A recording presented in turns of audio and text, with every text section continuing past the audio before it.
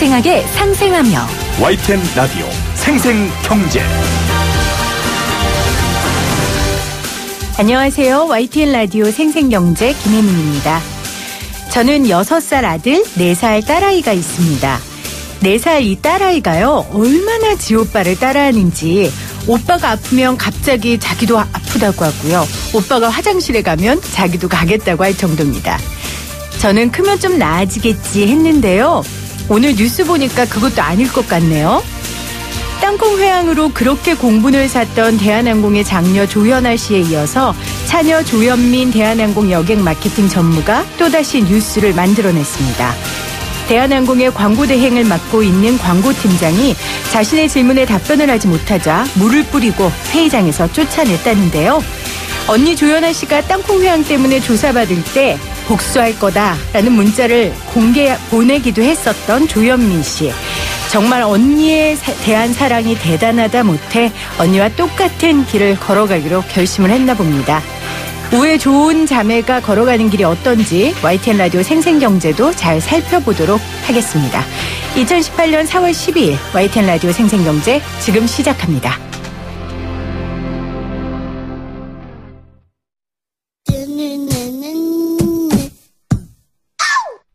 유쾌 통쾌 상쾌한 혜민 PD와 경제 이야기 함께 나눠요. 생생하게 상생하며 YTN 라디오 생생경제.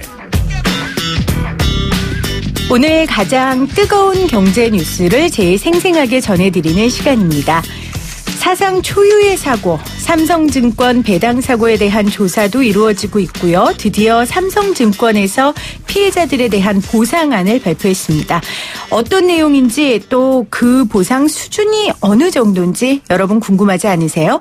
이 사고에 관해서요, 인터뷰를 가장 많이 하신 분 중 한 분입니다. 직접 스튜디오에 모셨습니다. 김득의 금융정의연대 대표입니다. 안녕하세요. 네, 반갑습니다. 금융정의연대 김득의라 그럽니다. 네, 대표님 인터뷰 정말 많이 하셨죠? 바쁘셨죠? 아니, 인터뷰를 많이 한 게 네. 저희들이 지난 사건이 터지자마자 일반 주주님들이 연락이 많이 오셨어요. 네. 이 문제가 심각하다. 네. 그래서 저희들이 토요일 날 논평을 부실한 시스템과 도덕적 해이가 부른 참사라는 논평을 내고 방향까지 제시를 하다 보니 네.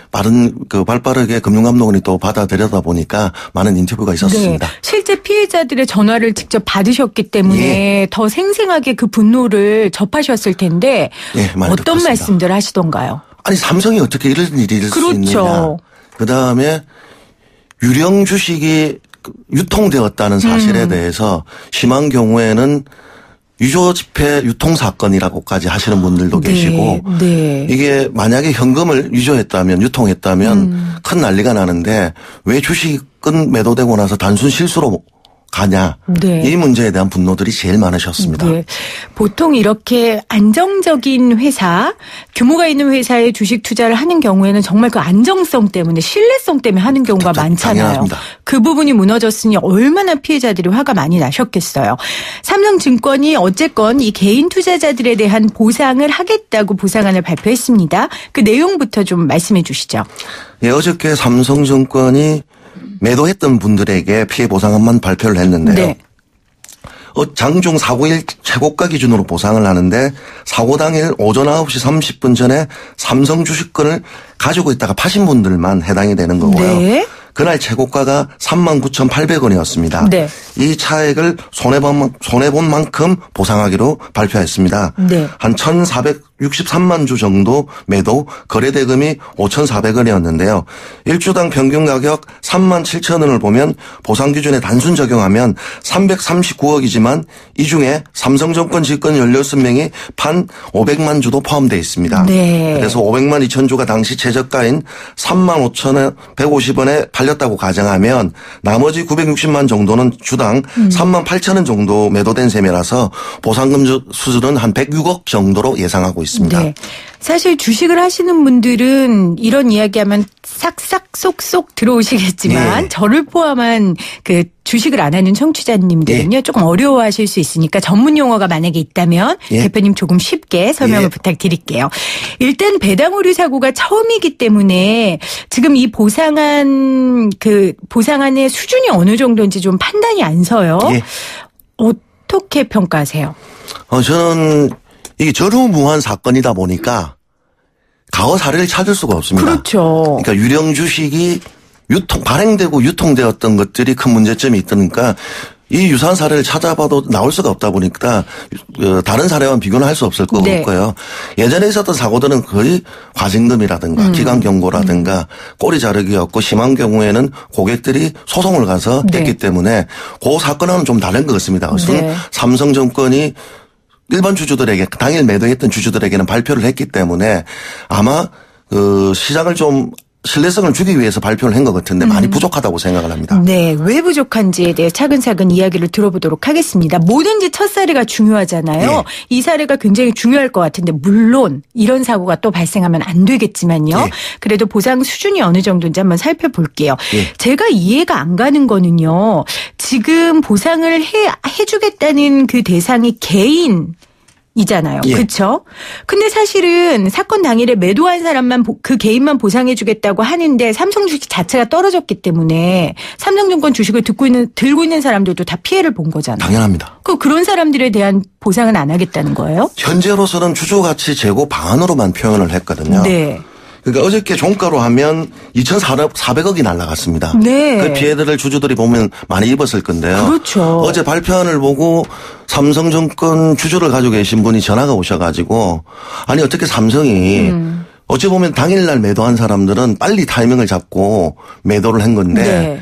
자기는 충성주주라 이거예요. 그렇죠. 충성주주들에게 오히려 기회를 줘야 되는데 기회를 주지 않고 있다에 대한 불만들이 많으셨고요. 아, 그때 판 사람들은 오히려 피해 보상을 해주고 예. 팔지 않고 충성스럽게 기다린 사람들은 오히려 피해 보상이 안 되고. 지금 현재로서는 보상 방안은 빠져 있고 네. 주주가치 제고 방안이라고만 했습니다. 그러다 보니까 이 방안이 뭔지 좀 속된 말로 표현을 한다면 삼성증권이 어저께 그냥 눈에 드러나는 피해는 보상을 네. 하면서 네. 사실상 보상을 내야 되는 피해 주주들에게선 간보기를 한 거 아니냐. 그래서 시장의 동향을 보고 발표를 하지 않을까는 예상하고 있습니다. 네. 주주가치 제고 방안이라고 굉장히 수준 있는 말로 표현은 해 주신 것 같은데 예. 구체적으로 도대체 어떻게 하겠다는 건지를 잘 모르겠는데 예. 어떻게 해야 된다고 생각하세요? 말 그대로 주주가치 제고를 그러니까 제고 방안이 나온다면요?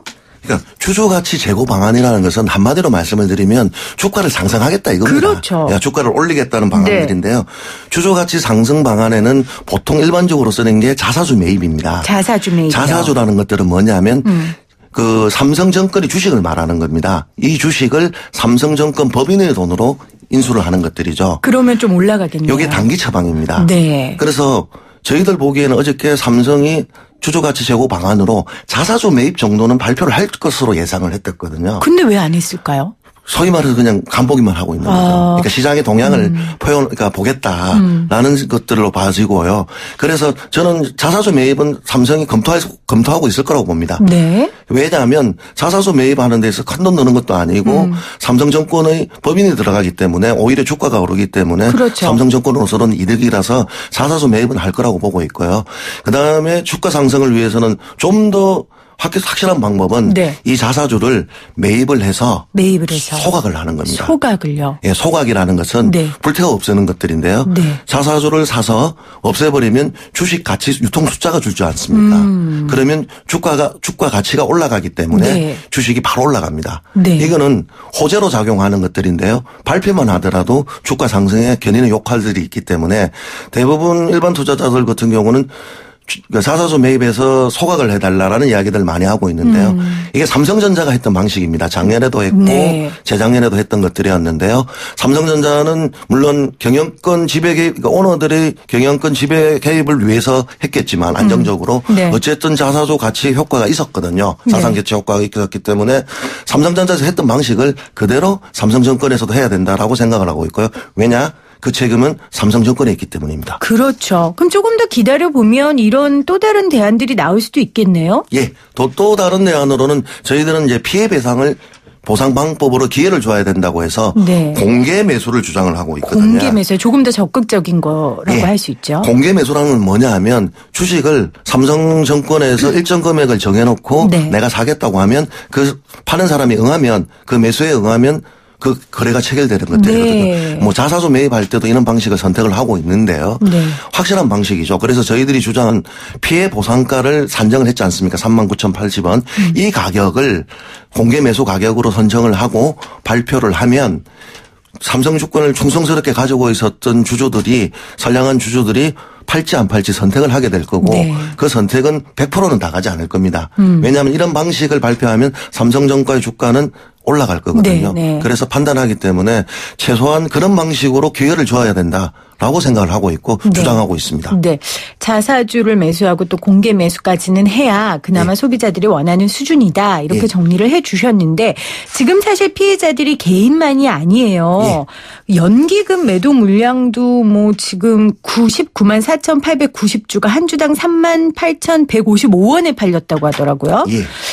여기에 대한 배상도 이루어질까요? 저는 이루어져야 된다고 생각하거든요. 네. 연기금이 누구 돈입니까? 우리 돈이죠. 예. 우리가 저희 세금처럼 내었던 국민 세금, 준 세금이거든요. 맞습니다. 그러니까 국민연금을, 연기금을 보상을 하지 않는다면 삼성은 아마 더 비난과 규탄을 받을 겁니다. 그럼요. 맞습니다. 이 부분에 대한 것도 삼성에서 이야기를 하고 있나요? 지금 제가 기사를 찾아보니까 뭐 생각은 하고 있지만 특별한 이야기는 안 하고 우선 급한 불을 끄기 위해서 네.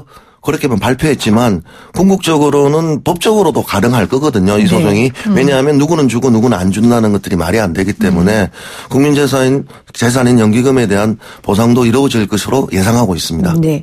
보통 기업이 이런 잘못을 하면요. 가해자는 분명히 기업이고 피해자는 소비자인데 예.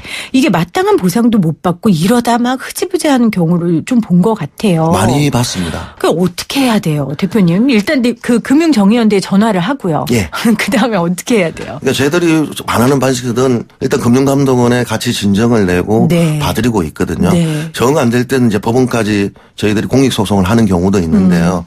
요즘은 금융감독원이 많이 나아졌기 때문에 네. 분쟁 조정할 개입을 해서 많이 해결을 해주는 방안도 있습니다. 네. 근데 개인이 싸우다 보면 많이 힘듭니다. 그럼요. 제 개인적인 이유로 저도 소송을 해봤는데요. 네. 12만 원 이자가 잘못 들어와가지고 개인 소송을 했는데 변호사 비용이 100만 원이라서 변호사는 세지 않고 제가 혼자 소송을 해서 이겼거든요. 네. 그게 뭐냐면 기한이익 상실 제도에 대한 소송이었습니다. 네. 금요일 날 주느냐 월요일 날 내야 되느냐 이자 계산을 저는 월요일을 주장했고 제 주장이 받아들여서 15만 원 받았습니다. 그건 그래도 대표님이니까 가능한 그렇죠. 일이지. 그 업무를 알기 때문에 가능했습니다. 그럼요. 그런데 일반 피해자들은 그러지 못하고 저 금융당국만 많이 쳐다보고 있는데 금융감독원이 이번엔 철저하게 금융소비자 중심의 관점에서 이 사태를 해결해야 된다고 생각합니다. 네.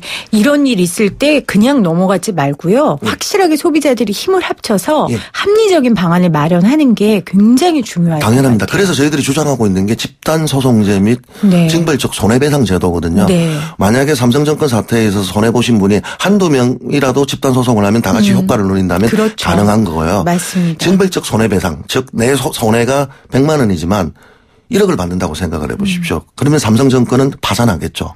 파산 정도의 위험이 있다면 삼성증권의 궁극적 목적은 경비 절감을 위해서 전산 개발을 하는 것도 있거든요. 네.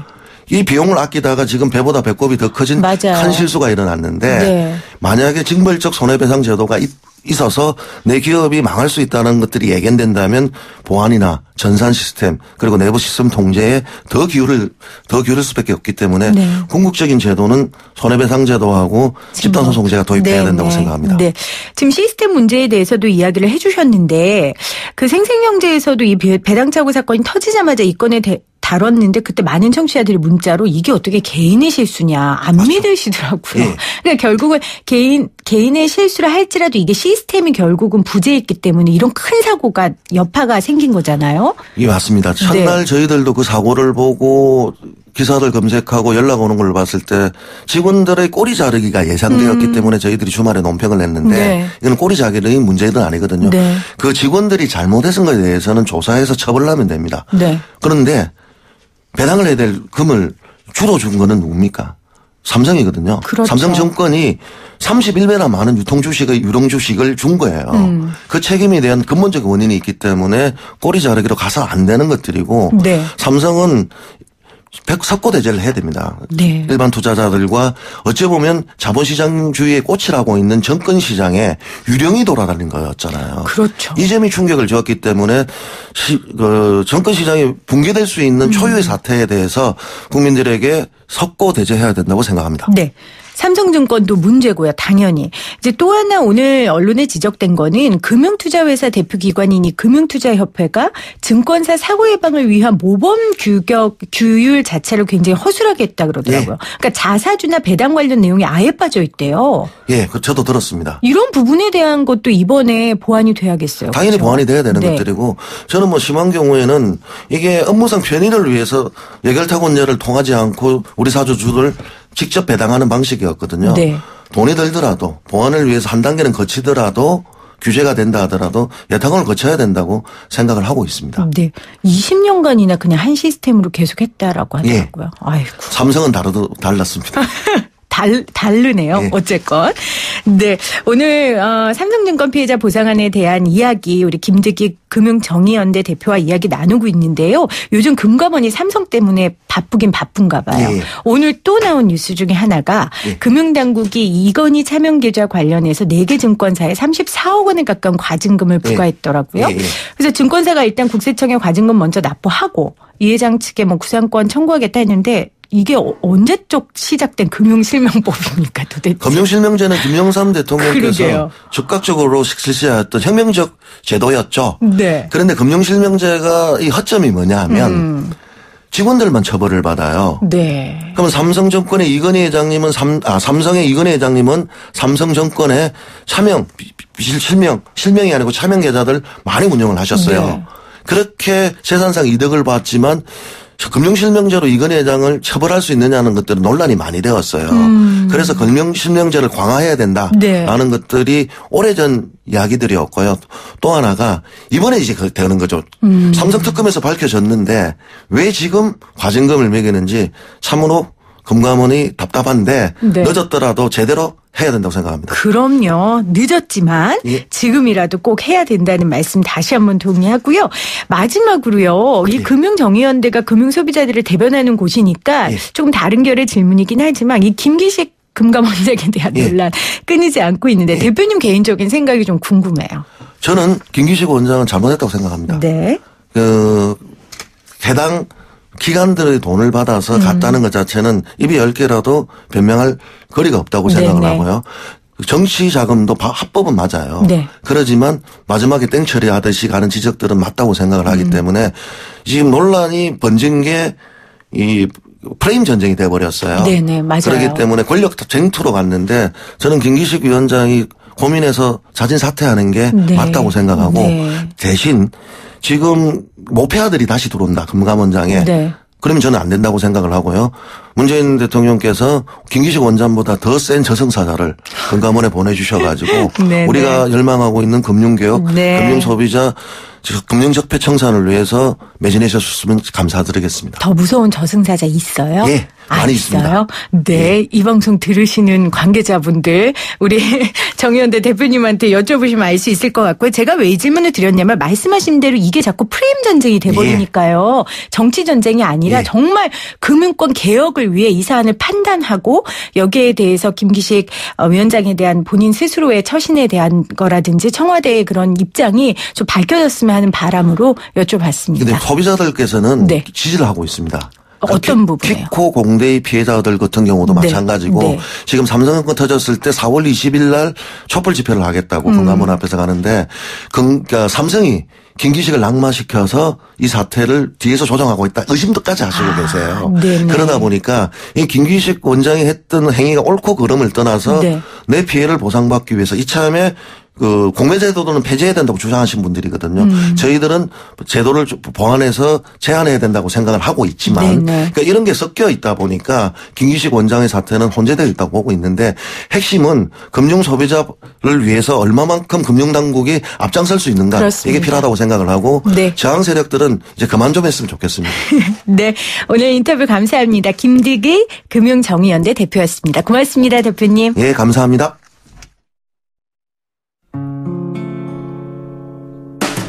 YTN 라디오 생생경제에서 여러분께 드리는 선물입니다. 밀리의 서재에서 전자책을 자유롭게 읽을 수 있는 3개월 무료 이용권을, 한국경제신문에서 다양한 경제서적을, 나도 읽고 싶다. 100% 영미권 1:1 프리미엄 화상영어 클라소에서 1개월 이용권, 나도 공부하고 싶다. 도심 속 꿈의 놀이터 일산 원마운트에서 워터파크와 스노우파크 이용권, 나도 가고 싶다. 세상의 모든 딸들을 위하여 유해 성분 없는 친환경 립스틱엔 립 올마이티 율립, 유해 성분 없는 순하고 순한 보습크림 아이스크림 크림, 나도 쓰고 싶다를 보내드립니다.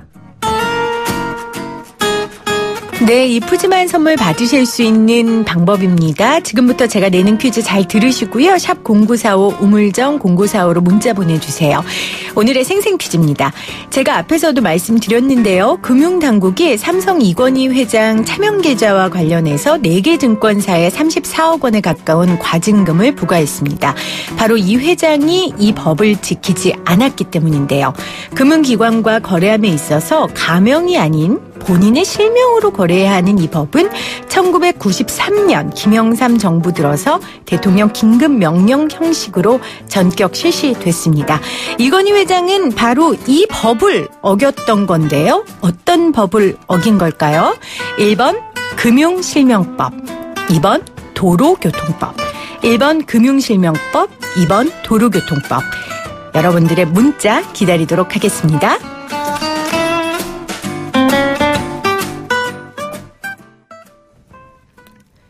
생생하게 상생하며 YTN 라디오 생생경제는 방송통신위원회의 방송통신발전기금을 지원받고 있고요. 포스코와 함께합니다.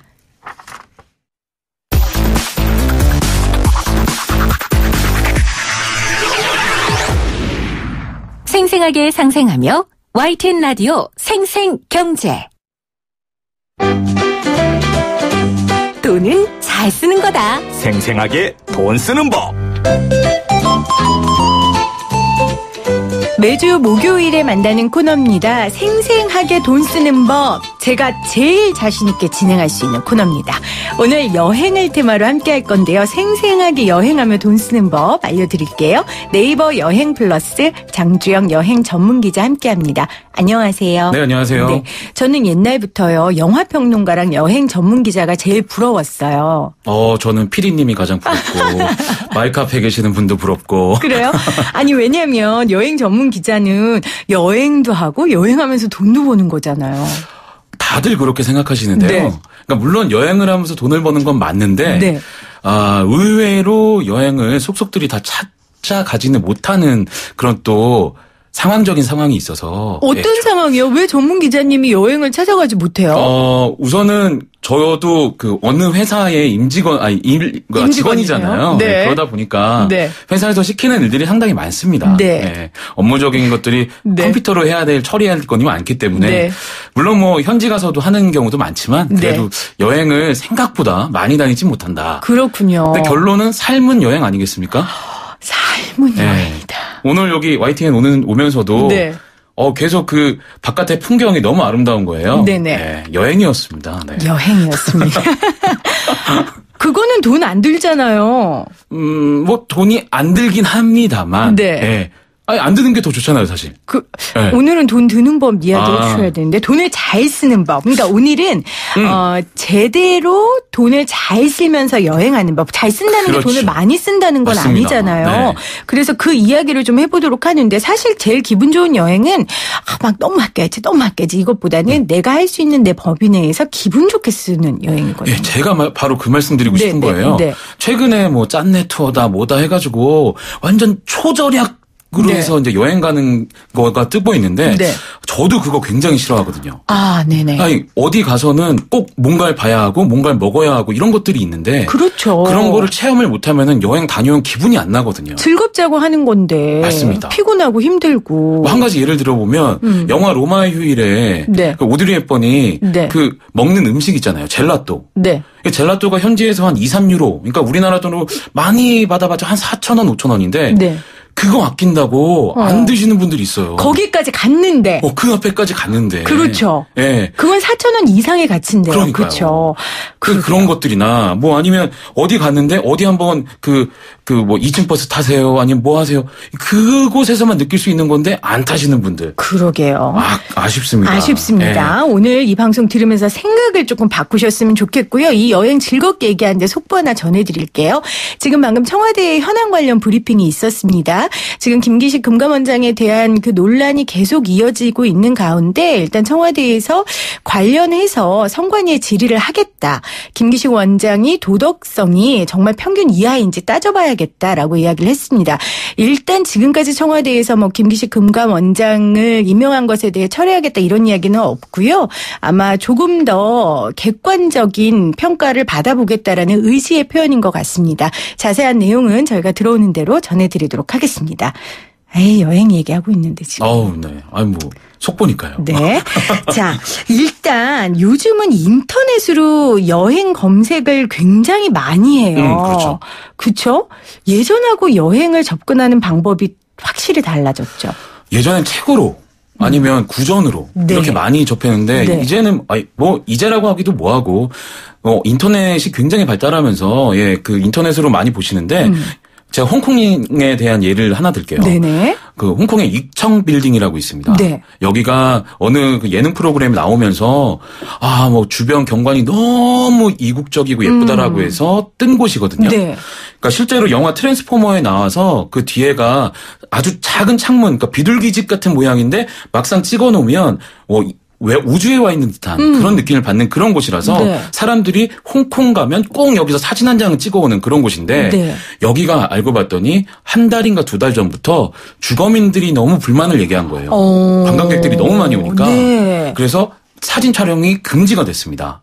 근데 이런 것들은 사실 뉴스보다는 맞아요. 인터넷을 통해서 많이 알 수가 있거든요. 왜냐하면 직접 갔다가 그냥 돌아온 사람들의 그렇죠. 경험 이야기 네. 이런 거를 뭐 어디서 알려주겠어요. 그 주민들이 공고를 붙일 것도 아니고. 그렇죠? 공고는 붙여놨어요. 공고를 붙여도 그걸 알 방법이 알 수 있는 없잖아요. 방법이 네네. 쉽지 않잖아요. 네. 직접 다녀온 사람들이 SNS에 막 그렇죠. 올리면서 네. 퍼지기 때문에 네. 이런 것들을 쉽게 얻을 수 있는 방법이 바로 인터넷이라서 네. 그래서 많이 검색하는 확률이 높아지고 있는 거죠. 맞아요.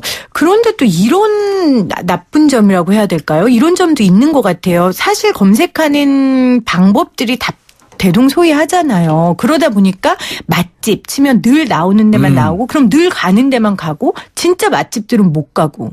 유난히 맛집이 심한 것 같아요. 네, 지금 배가 고프네요. 3시 40분 지나고 있는데요. 네. 저도 배가 고프고요. 네, 네. 근데 맛집이 심한데 그래서 약간 팁을 하나 드리면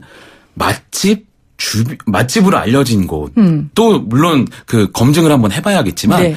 맛집으로 알려진 곳 주변에 있는 곳을 한번 네. 찾아보시면 맛집으로 알려져 있는 대동소이한 곳, 그러니까 원조 할머니 국밥. 네.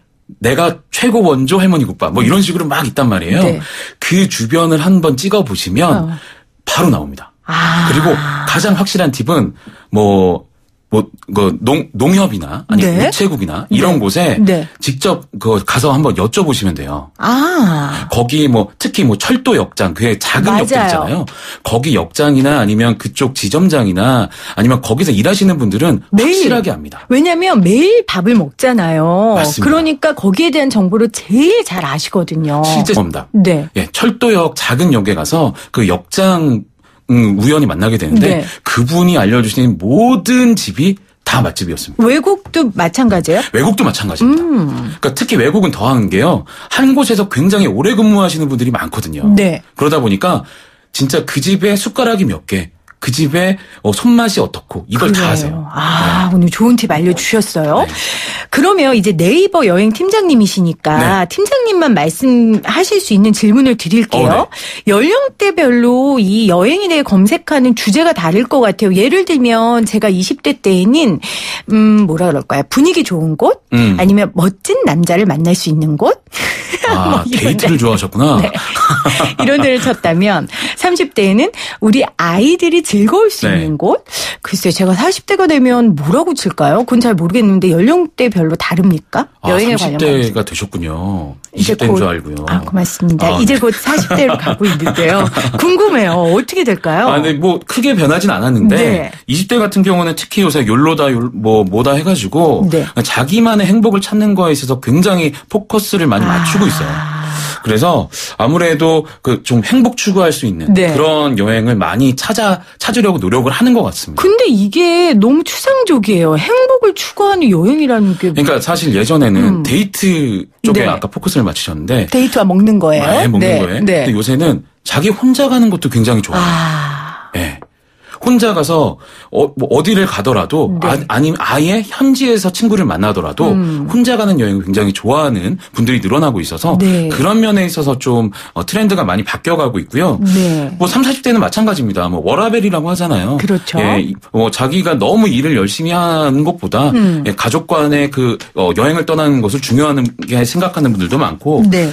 또 의외로 중장거리 노선 그러니까 뭐 조금 한 3-4시간 아니면 4-5시간 이상의 비행기를 타고 가도 좋을 만한 네. 그런 곳을 좀 찾는 분들이 많아지고 있고 또 50대 이상 좀 중장년층에서는 네. 테마형 여행이 좀 뜨고 있다고 합니다. 테마형이요. 네, 그래서 뭐 문화 중에도 뭐 공연이나 영화 촬영지 뭐 이런 곳만 찾아다니는 분들이나 아니면 커피 애호가들은 커피를 잘 마실 수 있는 곳들만 찾아간다거나 이런 테마형 여행이 좀 뜨고 있다.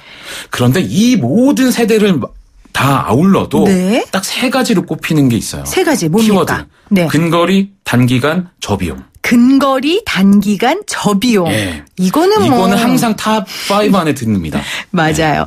이 여행이 사실은 예전엔 되게 특별한 일이고 네. 돈을 막 모아서 특별하게 쓰는 주제 중에 하나였는데 주 5일제가 되고 이제 여행이라는 게 일상이 되면서 사실 일상적으로 돈을 쓸 수 있는 아이템이 됐어요. 그렇죠. 그래서 아까 지금 연령대별로 20대에는 욜로, 30, 40대는 워라벨, 50대는 테마형 이렇게 이야기를 해 주셨는데 그렇다면은요. 전 연령대가 똑같은 고민을 하는 것 중에 하나가 이걸 것 같아요. 바로 성수기에 갈 것이냐, 비성수기에 갈 것이냐. 근데 당연히 비성수기에 가면 더 좋지라고 생각을 저도 했었는데 네. 또 생각을 해보니까 여행은 또 복작복작하고 좀 그럴 때 가는 게 좋잖아요. 진짜 장단점이 있죠. 네. 네, 장단점이 있는데 사실 성수기, 비성수기의 구분이 지금 많이 없어지고 있습니다. 뭐 작년에도 그 역대 최고의 여행계 기록을 했잖아요. 네, 기록자 수에서 네. 그만큼 좀 많아지고 있어서 지금 많이 없어지고는 있어요. 근데 네네. 여행업계에서 보는 비성수기, 전통적인 비성수기 기간은 바로 지금. 바로 지금. 3월과 4월이거든요. 왜냐면요, 회사에서도요, 3월, 4월에 휴가 내려면 좀 눈치 보여요. 그렇지 않으세요? 그러니까요. 아니 저는 뭐 어차피 업이 여행이니까. 그렇죠. 네.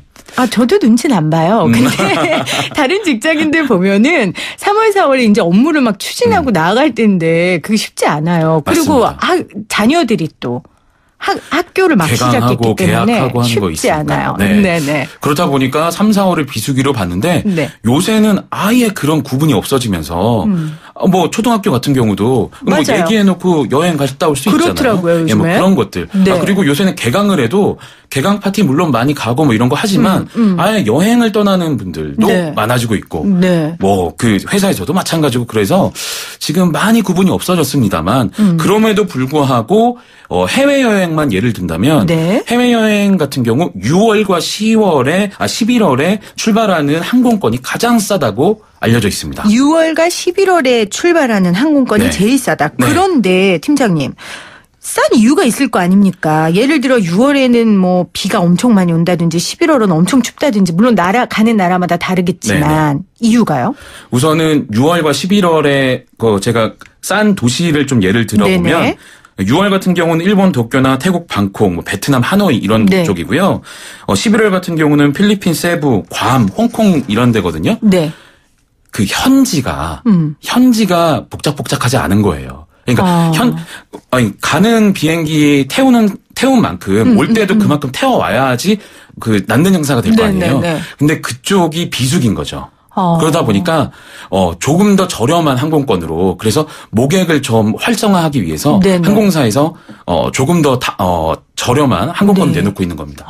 그렇군요. 네. 6월과 11월 여러분들 잘 생각하시면 아주 싼 값에 항공권 얻으실 수 있고요. 오늘 생생하게 돈 쓰는 법, 신바람나게 돈 쓰는 여행 이야기 하고 있습니다. 저희가 돈을 막 펑펑 많이 이런 얘기가 아니라요. 가치 있게 우리가 갖고 있는 규모 내에서 쓸 수 있는 법을 지금 알아보고 있습니다. 아까 근데 제가 한 질문에 대한 완벽한 답은 안 됐어요. 성수기가 좋냐 비수기가 좋냐. 그렇죠. 그러면 우리 기자님은 어떠세요? 여행 기자로서. 저는 정말 제가 가장 선호하는 여행이 계획이 없이 떠나는 여행이라서 성수기든 비성수기든 저는 전혀 상관없이 가고 있거든요. 그런데 만약에 제가 추천을 좀 한다면 네. 아무래도 비성수기가 가성비에 있어서 경제에 가성비에 있어서 예, 조금 더 낫다라는 말씀 드리고 싶네요. 네. 그러면 비싸고 사람이 많은 성수기라도 꼭 가야 된다. 그러니까 돈을 써도 네. 쓸 만큼의 가치가 있는 곳이다. 그런 곳이 어딥니까? 국내에 먼저 말씀을 드리면 그렇죠. 누구나 아마 그 5손가락 중에 가장 엄지를 꼽을 만한 곳 제주죠. 제주도. 네. 이 제주는 언제 사시사철 봄, 여름, 가을, 겨울 언제 가도 그때만의 매력이 철철 넘쳐서 제주를 꼽을 수밖에 없을 것 같은데 지금 가시면 벚꽃, 유채꽃, 동백꽃 그리고 좀 전까지 한 2월 중순까지는 귤 말려서 그게 주황색으로 반짝반짝 빛나는 모습까지 보면서 정말 총천연색의 모습을 타볼 수 있는 그런 곳이 바로 그 제주인데요. 벚꽃이 좀 핑크빛이잖아요. 그렇죠. 유채꽃과 개나리꽃이 노란빛이고 그리고 도로라든가 하늘빛이 파란색이고 이 모든 것을 한 자리에서 볼 수 있는 곳이 제주에 가시면 가시리라고 있습니다. 가시리요. 네. 이 가시리가 우리나라에서 가장 아름다운 그 도로로도 꼽히기도 할 정도로 그런 곳이니까 지금 가셔도 다 보실 수 있거든요. 지금 만약에 가신다고 하면 여기 들려보셨으면 좋겠고 또 한 곳이 여기는 배를 타고 한 20분 정도 들어가는 곳인데 제주도에도 섬이 있거든요. 가파도가 있어요. 가파도요. 네, 여기는 서귀포 대정 쪽에 있는데요. 섬의 한 70%에 보리를 심어놨습니다. 우와. 그래서 지금 딱 가시면 청보리가 쫙 펼쳐져 있어요. 들판에. 아이고. 그러니까 왜 우리나라가 산이 많다 보니까 들판 지평선을 볼 수 없잖아요. 그렇죠. 거의. 쉽지 않죠. 네, 여기가 가면 정말 청보리가 쫙 펼쳐져 있고 심지어 그 끝에 바다가 너울너울하고 있으니까 제주 청정바다가 얼마나 아름답습니까. 생각만 해도 신나요. 제주 지금 가시면 바로 이런 여러 가지 분위기, 아름다운 분위기를 느끼실 수가 있을 겁니다. 그러면 값은요? 지금이요, 사실 주말에 티켓을 거의 구할 수가 없을 정도로 굉장히 좀 성수기긴 해요. 원래는 성수기가 아니었어요. 근데 여행이 워낙 활발해지니까 지금은 조금 어려운데 혹시라도 여유가 있으신 분들은 평일에 가시면 아주 여유롭게 최근에 중국이랑 좀 분위기가 안 좋아서 중국 관광객들이 정말 많이 없거든요. 네네네. 아직도 없어요. 아직도 없어요? 네. 조금 늘긴 했습니다만 아직도 많이 없으니까 그런 면에 있어서 굉장히 최적의 환경입니다. 네. 제주도 얘기에 빠져서 제가 제주도에 지금 묶여 있어요. 자, 해외 갑시다. 1년 내내 한국인에게 성수기인 곳이 있다고요? 여기는 설문조사라면 항상 세 손가락 안에 드는 곳이에요. 네. 일본. 그중에서도 오사카. 일본 오사카요. 네. 오사카가 올해 우리나라랑 마찬가지로 일본도 벚꽃이 좀 일찍 폈어요. 한 일주일 정도. 그래서 지금 벚꽃이 거의 만개하고 저갈 때이긴 해요. 저가한다는 건 무슨 뜻이겠어요? 그만큼 꽃놀이 오는 사람들이 많이 빠진다는 얘기죠. 일본에서도. 바로 이때 가시면 조금 더 여유로운 꽃놀이와 더불어서 오사카 여행을 하실 수가 있는데요. 오사카 성을 시작해서 또 오래된 일본 골목거리를 볼 수가 있는 그 오사카 주택 박물관도 들릴만 하고요. 이 박물관 가면 그 일본 전통 의상을 빌려줍니다. 그래서 그거를 입고 한번 사진 찍어 보시면 굉장히 좀 오랜 추억, 좋은 추억 남기실 수가 있을 거고 또 그 저녁쯤 되면 우메다 스카이 빌딩이라고 여기 가면 공중정원이 있어요. 공중정원이 멋있겠어요. 오사카 시내를 360도로 볼 수가 있는 그런 곳이라서 이런 것도 좋고요. 가장 좋은 거. 오사카를 별명이 있습니다. 일본의 부엌이라고 불러요. 일본에 너무 맛있는 게 많아서. 맛있는 게 너무 많습니다. 네. 네. 라멘, 치즈 타르트, 그리고 문어랑 파를 곁들인 뭐 타코야키, 양배추와 해산물을 네. 볶아낸 그 오코노미야키, 뭐 정말 먹을 게 천지라서. 세상에나. 네. 이곳 가시면 허리띠를 한 칸 정도 늘려올 수 있다. 네. 네, 그런 말씀 드릴 수가 있습니다. 눈물이 날 것 같아요. 너무 가고 싶어서. 0024님 오사카 너무 좋습니다 했는데요. 지금 가시면 좋답니다. 여러분 가시고요. 이제 비성수기 이야기 해볼게요. 네. 오히려 지금 비성수기여서 한적하게 찾아볼 수 있는 곳. 국내. 국내 먼저 말씀드리면 요새 남북한 분위기가 좀 좋아지려고 하잖아요. 네. 그래서 그런지 여기가 조금 더 주목을 받고 있습니다. 네네.